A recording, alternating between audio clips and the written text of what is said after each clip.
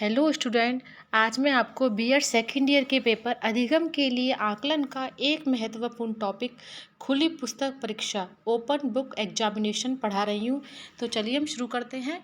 खुली पुस्तक परीक्षा।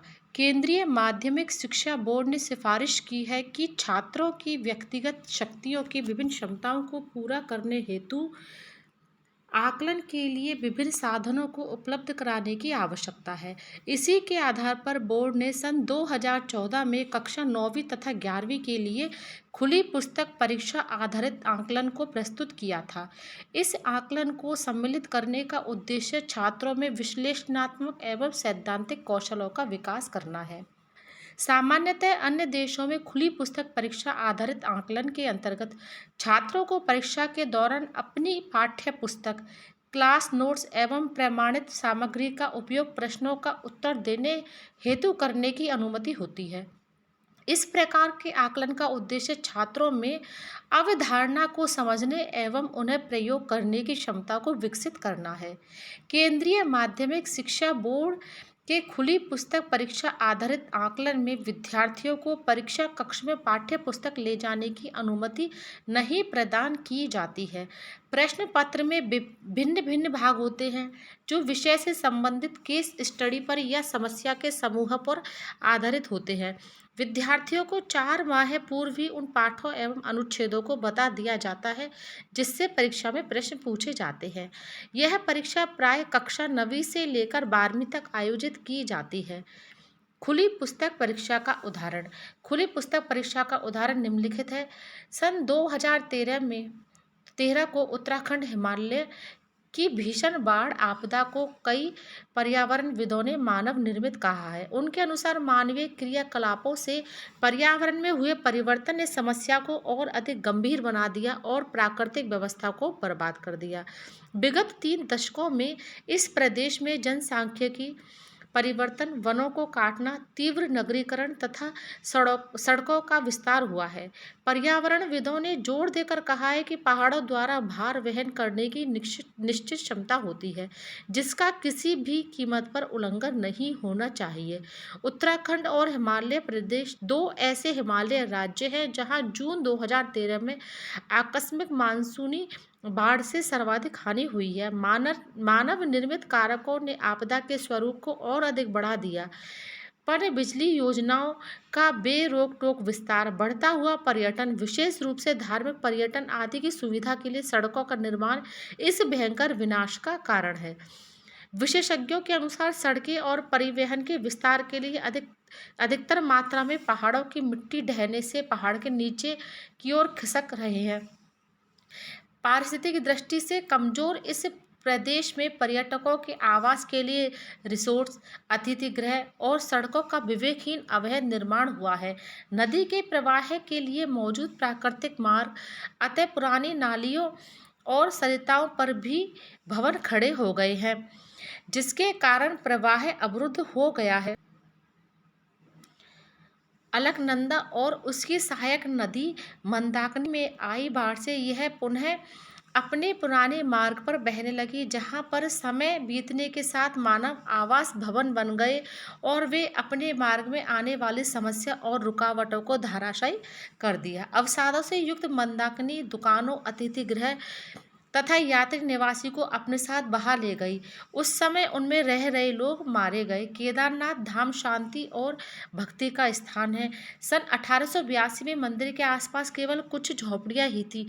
धीरे धीरे यह अनियोजित ढंग से कई अवैध भवन, दुकान, होटल, यात्री निवास आदि बन गए जिसके फलस्वरूप अलकनंदा का प्राकृतिक मार्ग अवरुद्ध हो गया। अत्यधिक वर्षा, झील का बांध टूटने और हिमानियों के पिघलने से अतिरिक्त जल ग्रहण, जब मंदाकिनी नदी नए प्राकृतिक मार्ग की ओर अग्रसर हुई तब इसके नए मार्ग में मौजूद सभी निर्माण शीघ्र नष्ट हो गए।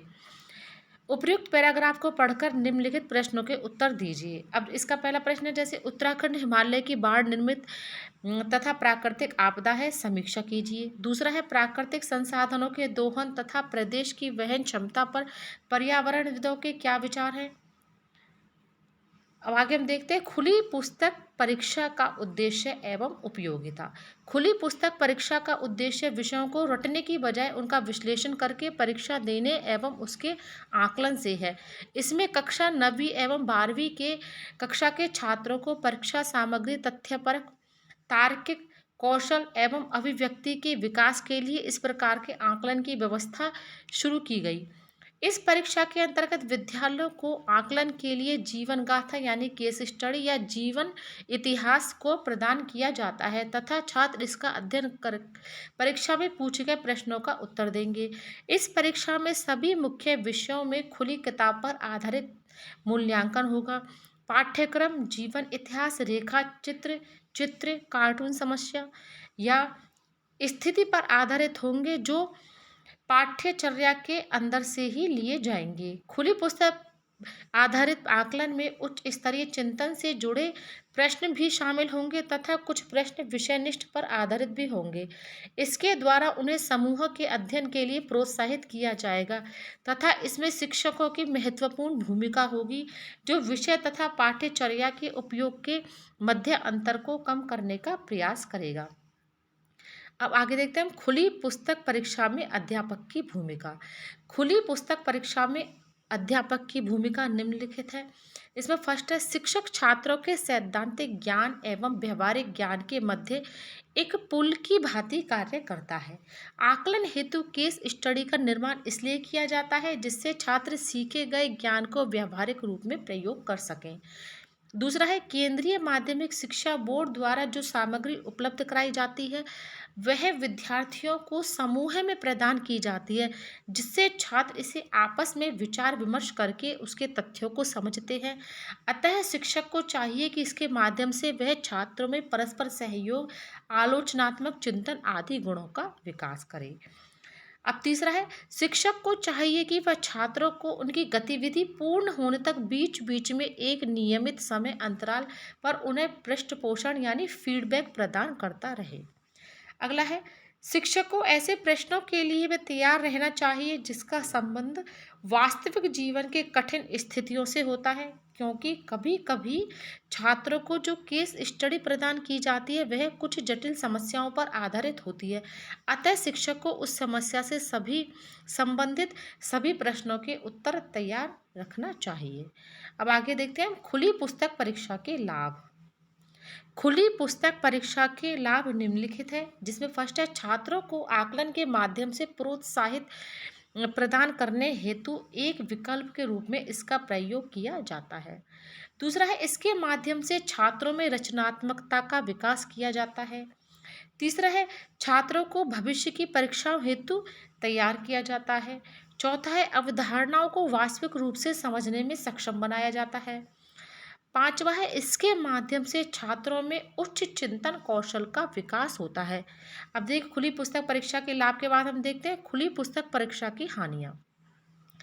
खुली पुस्तक परीक्षा की हानियां निम्नलिखित हैं जिसमें फर्स्ट है इसकी उत्तर पुस्तिका की जांच करने में समय बहुत व्यतीत होता है।